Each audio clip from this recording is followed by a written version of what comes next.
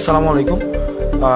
একটি খবর আমাদের কাছে এসেছে কিছুক্ষণ আগে যে কুমিল্লার ইসাপুরে আমাদের ঢাকা ইউনিভার্সিটি থেকে 50 জন এসেছিল টোটাল। এর মধ্যে 10 জনকে আমাদের জিম্মি করা হয়েছে, বাকি 40 জনকে আলাদা করে ফেলা হয়েছে। এই ধরনের একটা খবর আমাদের কাছে এসেছিল। আমি নিজে এখন কুমিল্লাতে আছি। কুমিল্লাতে এসেছি আমাদের ত্রাণ সহায়তা নিয়ে, এবং এই ত্রাণটি আমরা কিছুক্ষণের মধ্যেই কুমিল্লা যেই আমাদের পুলিশ লাইন আমরা পৌঁছে দিব, এবং সেখানে আরও অন্যান্য যে ত্রাণগুলো রয়েছে সমন্বিতভাবে আমরা সেখানে পৌঁছে দেব। অর্থাৎ যে এলাকাগুলো রয়েছে বিশেষ করে বুড়িচং এবং যে এলাকাগুলো ভাঙনপ্রবণ যে এলাকা, সেখানে আমরা পৌঁছে দেব।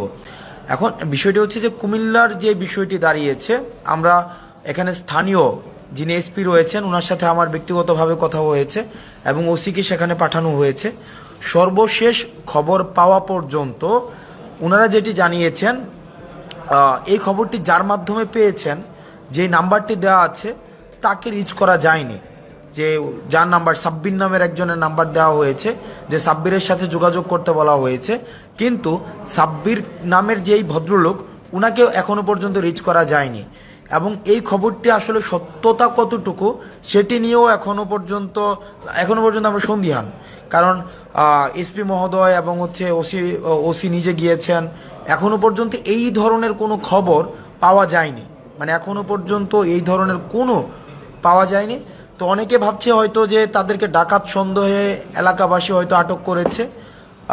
ওই যে 50 জন ওখানে রয়েছে, এইটি সত্যতা এখনো পর্যন্ত নিশ্চিত করা যায়নি। তো আমরা চেষ্টা করছি।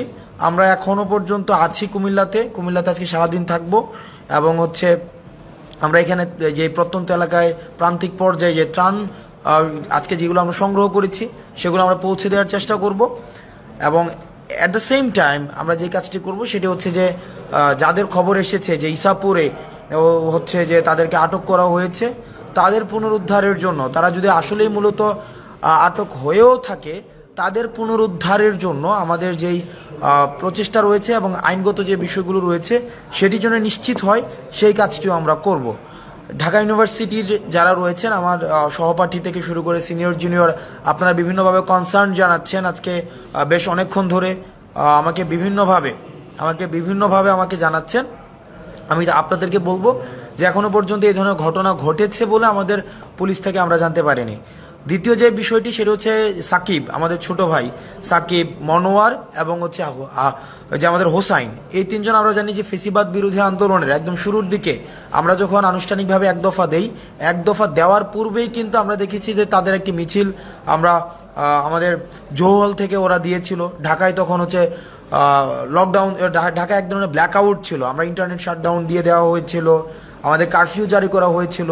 সেই পরিস্থিতিতে দাঁড়িয়েও কিন্তু আমরা দেখেছি যে বাকি যেই মানুষগুলো, যে আমাদের হোসাইন, সাকিব এবং মনোয়ার, তাদের যেই এক ধরনের সবসময় ফেসিবাদ বিরোধী আন্দোলনে তাদের সক্রিয়তা ছিল। যখনই লক্ষ্মীপুরের বন্যার খবরটি আসে, আমরা তাদেরকে দেখেছি যে পরের দিনই তারা ঢাকা থেকে ছুটে গিয়েছে রিফাত রশিদ, বাকের, তারপরে আমাদের অন্যান্য আরও সমন্বয়কদের সাথে। দুঃখজনক বিষয় হচ্ছে যে তাদের সাথে গতকাল রাত থেকে এখনো পর্যন্ত কোনো ধরনের যোগাযোগ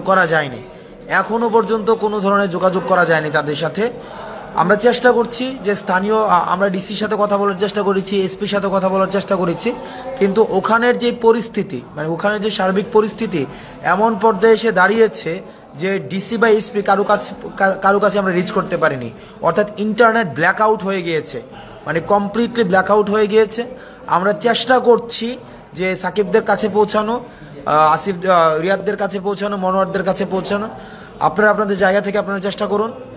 আর তৃতীয় একটি বিষয়, আমরা দেখতে পাচ্ছি যে বাংলাদেশের বিভিন্ন জায়গা থেকে ত্রাণ সহায়তার জন্য আমরা 20 জনের টিম নিয়ে, 30 জনের টিম নিয়ে ফেনীমুখী হচ্ছি, নোয়াখালীমুখী হচ্ছি। আপনাদের কাছে অনুরোধ থাকবে, এভাবে টিম নিয়ে আসার কোনো প্রয়োজন নেই।